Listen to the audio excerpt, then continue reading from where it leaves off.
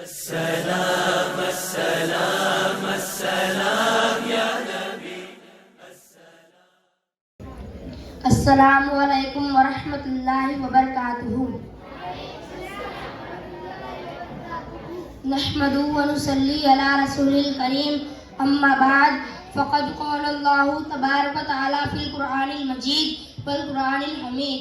فاعوذ بالله من الشيطان الرجيم. بسم الله الرحمن الرحيم. فالصالحات قانتات حافظات للغيب بما حفظ الله. صدق الله العلي العظيم وصدق رسول النبي الأمين الكريم ونحن على ذلك لمن الشاهدين والشاكرين والمطمئنين والحمد لله رب العالمين. خطبہ مسنون کے بعد میں نے جس آیت کریمہ کو آج کی گفتگو خطاب کا موضوع بنایا ہے کہ اس پر کچھ دیر روشنی ڈالنے سے پہلے میں بہتر اور مناسب ہی نہیں بلکہ ضروری اور لازم سمجھتا ہوں کہ آئیے ہم سب غلامان اہل سنت تمام کائنات کے مرکز عقیدت دونوں عالم کے مالک مختار حضرت سیدہ فاطمہ کے پیارے نرالے اور سب سے انوکھے والد گرامی حضرت عائشہ صدیقہ رضی اللہ تعالی عنہما کے مشوق اور مہربان بے مثال شریک حیات حضرت عبداللہ کے لگتے جگر بی بی آمنہ کے نور و نظر دائی حلیمہ کے نور عین امام الانبیاء حضور رحمت للعالمین صلی اللہ تعالی علیہ وسلم کی بارگاہ مقدس میں عقیدت و محبت کے ساتھ درود شریف پڑھنے کی سعادت حاصل کریں. پڑھی اللہم صلی علی سیدنا مولانا محمد وعلی آل سیدنا مولانا محمد مبارک وسلم. صلاۃ والسلام علیک یا رسول اللہ صلی اللہ تعالی علیہ وسلم. محترم حضرات، اب میں آپ کے سامنے آیت کریمہ کا خلاصہ اور مفہوم پیش کرنے جا رہا ہوں.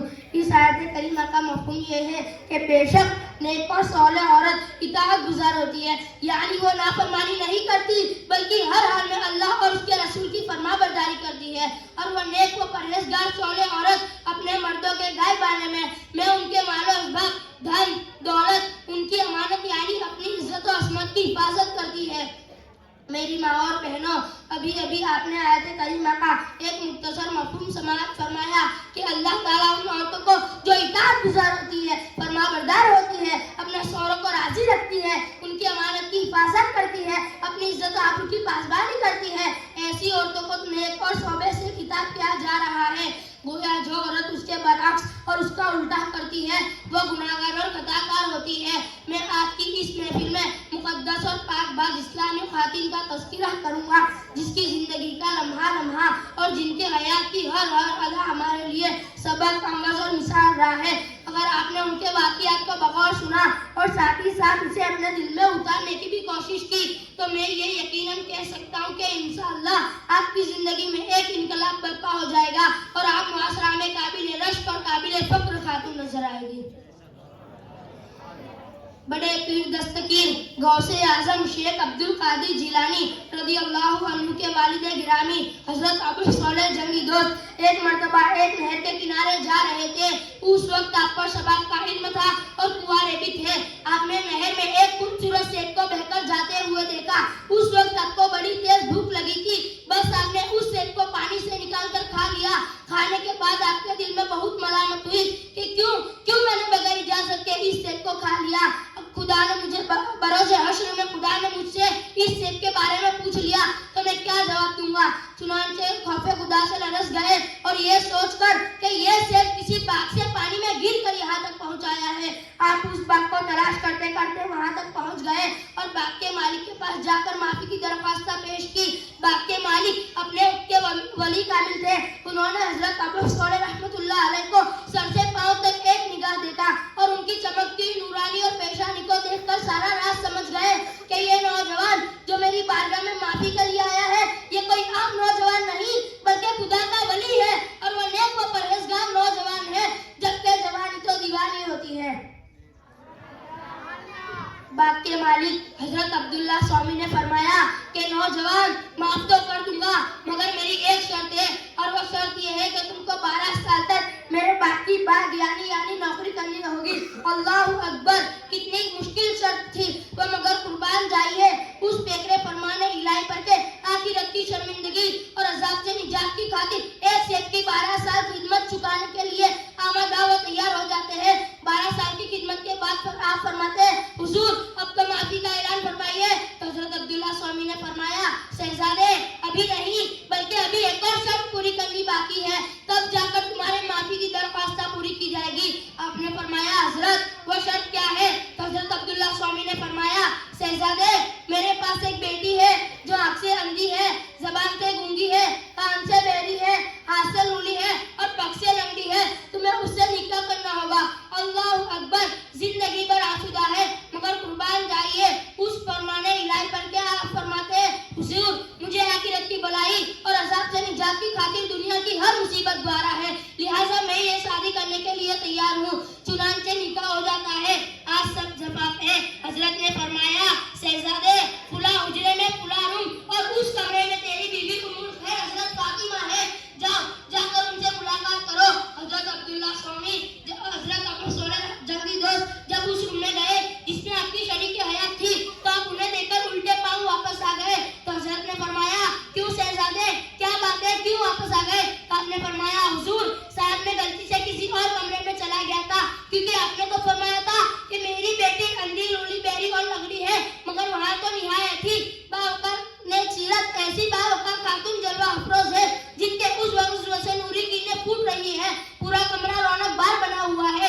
اتنا سنتے ہی حضرت عبداللہ سوامی مسکرانے لگے اور پھر مزاح کرتے ہوئے فرمایا شہزادے وہی تیری شریک حیات اور مقدس بیوی ہے. سنو میں نے جو یہ کہا تھا وہ آنکھ سے اندھی ہے, اس نے کہا تھا کہ میری بیٹی نے آج تک کسی غیر محرم کو دیکھا تک نہیں. اسے گونگی کس لیے کہا تھا کہ اس نے اپنی زبان سے بےہودہ کلمات یا خلاف شرع کوئی بات نہیں نکالی ہے.